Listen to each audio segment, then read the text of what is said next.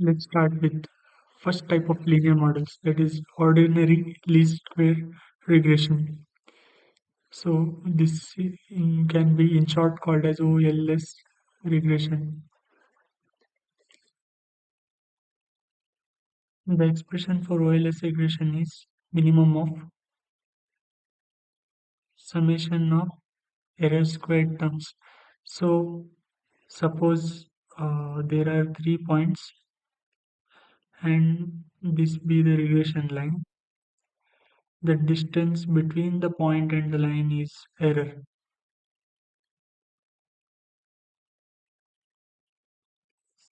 Varying these error terms and adding them would give us the summation of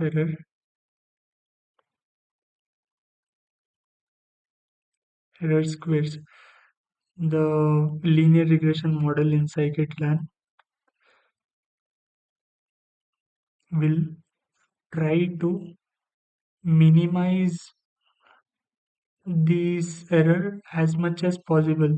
That's why the expression is minimum of summation of error squares. When the summation of error squares is minimized, it will try its best to explain these points.